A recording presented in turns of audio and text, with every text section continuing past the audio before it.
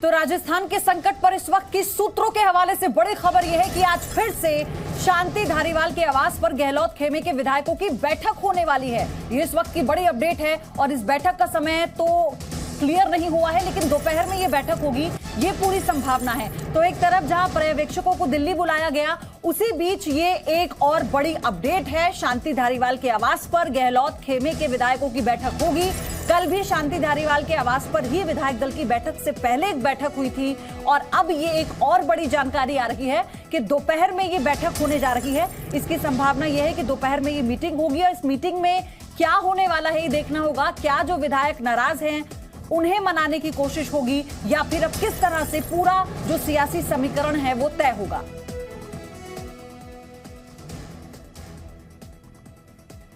तो फिलहाल इन 6 तस्वीरों को देखिए। एक तरफ कांग्रेस की भारत जोड़ो यात्रा चल रही है, दूसरी तरफ राजस्थान में कांग्रेस।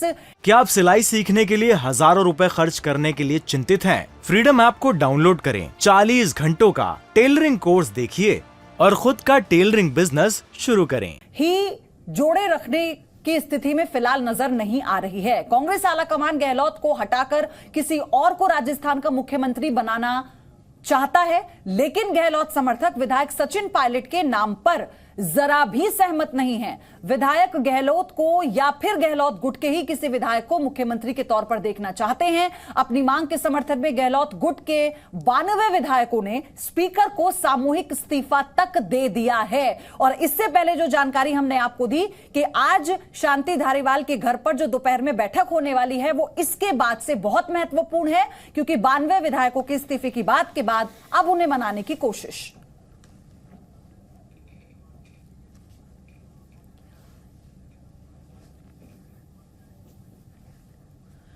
तो राजस्थान में पनपे संकट को लेकर जो बड़े सवाल हैं वो भी चलिए आपको हम बताते हैं, क्योंकि किस तरह से इस पर अब पूर्ण विराम लगाने की पूरी कोशिश हो रही है। गहलोत गुट के आगे क्या आलाकमान झुकेगा, सबसे बड़ा अहम और महत्वपूर्ण सवाल यही। दूसरा सवाल ये, क्या इस्तीफे का ड्रामा दबाव बनाने के लिए है, क्योंकि इससे पहले जिस तरह के हालात बने थे उसके बाद लग रहा था कि शांतिपूर्ण तरीके से ये चीजें आगे बढ़ेंगी। लेकिन तीसरा सवाल ये भी बनता है कि बगावत के बाद भी पायलट सीएम बने रहेंगे। क्या तीसरे नाम पर कांग्रेस में सहमति बन पाएगी, जिसको लेकर विधायकों का गुस्सा है। क्या गहलोत की छवि पर असर पड़ेगा इससे। हालांकि इस बात को लेकर अशोक गहलोत के मन में भी कई सवाल हैं, असमंजस में वो नजर आते हैं। क्या बीजेपी फ्लोर टेस्ट की मांग करेगी? क्या ऐसी नौबत आ जाएगी राजस्थान में जब बीजेपी फ्लोर टेस्ट की मांग करेगी? तो ये इस वक्त आज के परिप्रेक्ष्य में महत्वपूर्ण सवाल जो आपको बता रहे हैं। क्या राष्ट्रपति शासन की तरफ राजस्थान बढ़ेगा? ये सारे ऐसे सवाल हैं जो जिस तरह के समीकरण बन रही हैं, जो ऊहापोह राजस्थान में है उसके बाद पैदा होते हैं। क्या कांग्रेस में राष्ट्रीय अध्यक्ष के चुनाव टलेंगे? ये भी एक सवाल है, क्योंकि अशोक गहलोत के नाम के बाद से जो ये पूरा सियासी समीकरण बदला है, इसके बाद क्या ये भी हो सकता है? क्या 1 साल तक इंतजार करेगी पार्टी? क्या ये भी संभव है? बहुत महत्वपूर्ण सवाल है ये। क्या राजस्थान बनेगा एक और पंजाब? और इस वक्त हमारे साथ रवि त्रिपाठी जुड़े हुए हैं, साथ ही प्रदीप कौशल जी भी इस वक्त हमारे साथ स्टूडियो में मौजूद हैं। रवि, लेकिन सवाल यही है कि आज फिर बैठक शांति धारीवाल के घर पर, पहले भी बैठक हुई और स्पष्ट रूप से विधायक कम से कम ये जानते होंगे, लंबा अनुभव होता है राजनीति में, कि क्या अनुशासनहीनता है और अनुशासनहीनता के बाद क्या क्या हो सकता है, इसका भी कम से कम इल्म सबको होगा। जी बिल्कुल, इस बात की जानकारी है तभी सारा कुछ हो रहा है। सब विधायकों को पता है कि कहीं ना कहीं उनके खिलाफ एक्शन हो सकता है, बावजूद इसके वो एकजुट हैं और वो एकजुटता का प्रमाण दोबारा देना चाहते हैं। जो कल उन्होंने दिया कि विधायक दल की बैठक में नहीं जाकर शांति धारीवाल के घर पे बैठक होती है, बाकायदे संख्या बताई जाती है, वहाँ से एक लेटर ड्राफ्ट होता है और लेटर लेकर जाते हैं सीपी जोशी के घर। तो कहीं ना कहीं विधायक आज फिर से ये दिखाना चाहते हैं कि हम कहीं नहीं गए हैं, हम एक साथ हैं, हम एकजुट हैं और हमारी जो मांग पुरानी थी वो पुरानी कायम है कि हम नहीं चाहते कि सचिन पायलट मुख्यमंत्री बने। तो यहाँ देखिए, यहाँ भी अब कांग्रेस आलाकमान और कांग्रेस में परिवारवाद और आलाकमान जो कल्चर है उसकी किरकिरी शुरू हो जाएगी कि जब संवैधानिक प्रक्रिया ये है कि विधायक ही अपना नेता चुनता है, विधायक दल का नेता चुनता है। हालांकि हर कोई जानता है, चाहे बीजेपी हो, कांग्रेस हो, सब जगह हो, आलाकमान तय करता है और उनमें से कोई नेता बनता है। लेकिन प्रक्रिया ये है कि विधायक ही विधायक दल का नेता नेता चुनता है।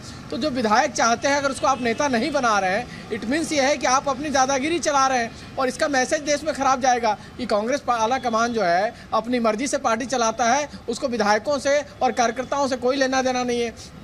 आपने पंजाब में जो एक्सपेरिमेंट किया उसका नुकसान हुआ। अगर आपका वो एक्सपेरिमेंट सक्सेसफुल होता, अगर चन्नी मुख्यमंत्री बन के दोबारा जीत के आ जाते, अगर सिद्धू और चन्नी ठीक ठाक काम करते, पार्टी को आगे बढ़ाते, तो शायद आपके एक्सपेरिमेंट को सक्सेस माना जा सकता था। लेकिन अब ये माना जाएगा कि आला कमान मेसअप कर रहा है। पंजाब को खोया आपने, तमाम नेताओं को खोया, गुलाम नबी आजाद जैसे नेता आपकी पार्टी छोड़कर जा रहे हैं। आला कमान के ऊपर प्रश्न तो है, प्रश्न है, लेकिन प्रदीप कौशल जी, ये जो सिचुएशन है पंजाब में, सिद्धू और चन्नी की जोड़ी, कैप्टन अमरिंदर सिंह सिरे से नकार दिए गए आला कमान की तरफ से, लेकिन क्या यहां बिना गहलोत के या बिना सचिन पायलट के क्या 2023 के चुनाव में कांग्रेस सोच सकती है? क्या इस बारे में सोचा भी जा सकता है?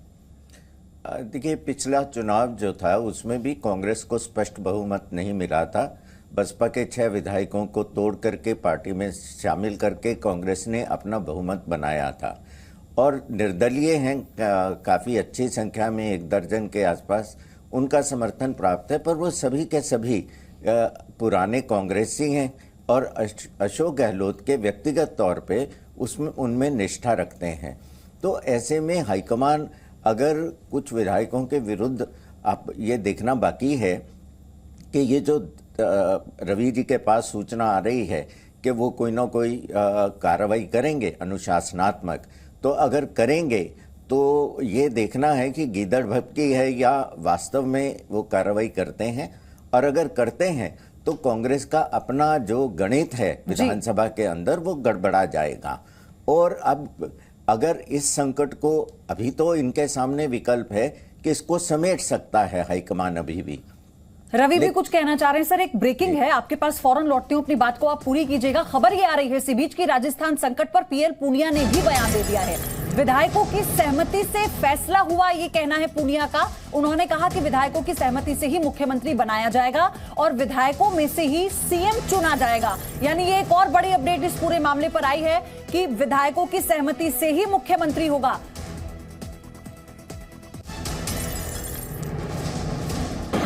अगर 2 खेमे हैं, अलग अलग खेमे हैं, और उनके साथ में कुछ विधायक उनके साथ में, कुछ विधायक दूसरे के साथ में हैं, अगर ये परिस्थितियाँ हैं तो ये स्वाभाविक है।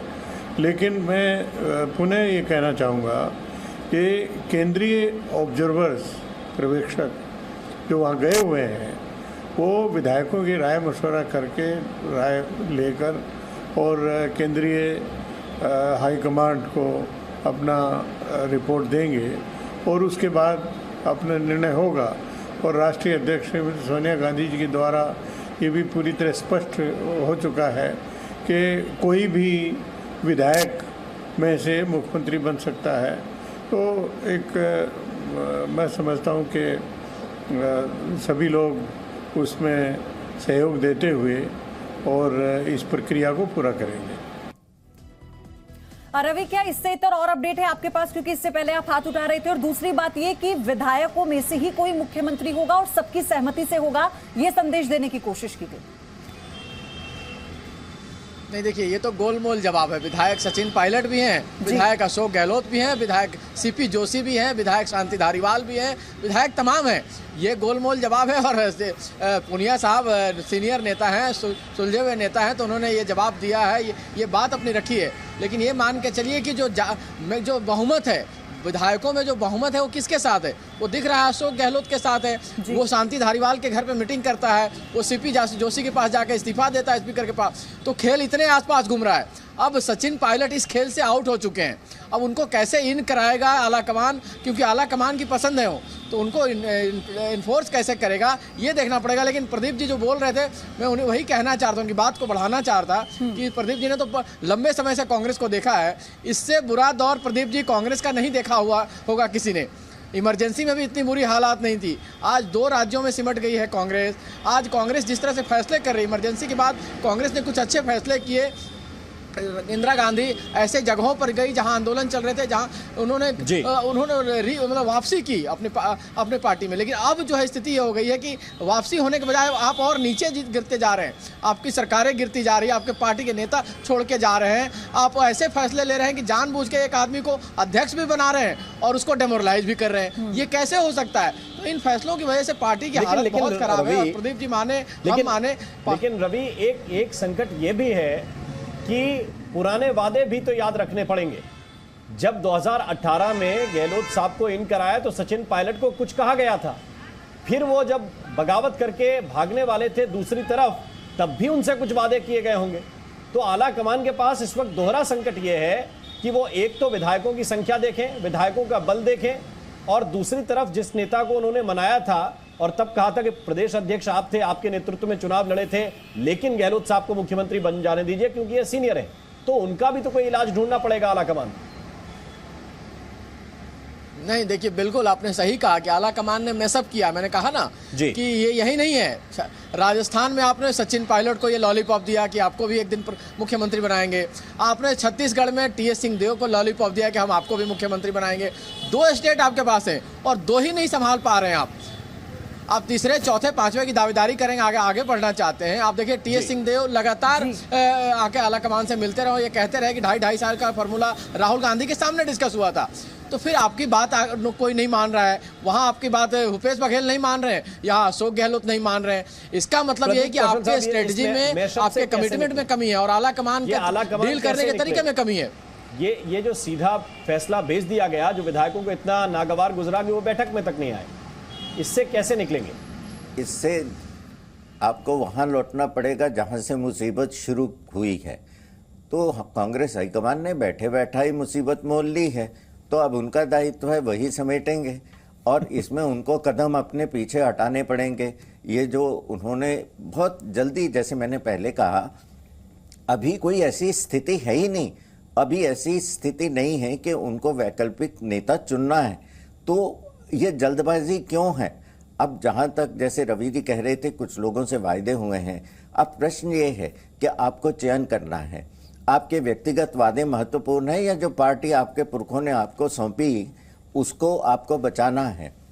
मुझे लगता है कि जो पार्टी का शीर्ष नेतृत्व है उसका धर्म यह है कि पार्टी को संकट से बचाए, ना कि नए नए संकट पैदा करे। पहले से ही संकट बहुत हैं, पार्टी के अंदर एक बहुत बड़ा वरिष्ठ नेताओं का पूरा एक गुट है जो उनको सवाल खड़े कर रहा है, निरंतर पूछ रहा है इनसे, अब कई मुद्दे उठा रहा है। ऐसे में जो बची खुची पार्टी है उसको बनाए रखना, आगे बढ़ाना, मजबूत करना, ये सबसे बड़ी चुनौती है। और अभी एक बटी हुई पार्टी ये सोचना चाहिए, राजस्थान में जैसे परंपरा है, अदला बदली चलती है, 5 साल के लिए भाजपा आती है, 5 साल के लिए कांग्रेस आती है, अब अगली बारी भाजपा की है। अगर पारंपरिक हम तर्क से चलें तो अब भाजपा सत्ता में आएगी। सर, लेकिन यहीं पर मैं एक चीज आपसे जानना चाह रही थी। आपने कहा ना, लेकिन अभी तो अशोक गहलोत का ये भी तर्क है ना कि जो दोबारा से सरकार बना सके वो चेहरा लाइए जिसके पास अपना कैडर हो। ऐसे में सचिन पायलट की बॉडी लैंग्वेज को, उनके वेट एंड वॉच वाली ये जो पॉलिसी है, इसको आप कैसे देख रहे हैं? क्योंकि सचिन पायलट भी कहीं ना कहीं जानते थे कि विरोध तो होगा। लेकिन देखिए, विरोध तो होगा, लेकिन मैं सचिन पायलट के लिए कहना चाहूंगा, बड़ा अच्छा वो प्रतिभा संपन्न व्यक्ति हैं, सुदर्शन व्यक्तित्व है उनका, लेकिन क्या है कि धैर्य की थोड़ी कमी है। वो अभी उनका नंबर लगेगा, वो मुख्यमंत्री बनेंगे, लेकिन इस टर्म में बन पाएंगे वो कठिन है, क्योंकि इस समय परिस्थितियां उनके अनुकूल नहीं है। युवा हैं, 5 बरस तक इंतजार कर सकते हैं, फिर 5 बरस के लिए आ सकते हैं, उनके लिए रास्ते बंद नहीं हुए हैं और वो उनमें प्रतिभा है, होनहार है, मुख्यमंत्री बनने के लिए सारे गुण उनमें मौजूद हैं। सवाल जो इस वक्त हालात बने हैं, उस सवाल इसमें ऐसे यही बनता है कि क्या इसका समाधान इतनी जल्द निकल पाएगा, और अगर समाधान निकलेगा, जैसा आपने जिक्र किया कि जहां से ये समस्या शुरू हुई थी वापस वहीं जाना होगा, और क्या इतना समय अभी बचा है, ये भी एक बड़ा सवाल है। सभी का बहुत बहुत शुक्रिया हमारे साथ जुड़ने के लिए। रवि, आपका भी, सर आपका भी बहुत बहुत धन्यवाद हमारे साथ जुड़ने के लिए। यहाँ पर रुकना एक छोटे से ब्रेक के लिए। क्या आप सिलाई सीखने के लिए हजारों रुपए खर्च करने के लिए चिंतित हैं? फ्रीडम ऐप को डाउनलोड करें, 40 घंटों का टेलरिंग कोर्स देखिए और खुद का टेलरिंग बिजनेस शुरू करें।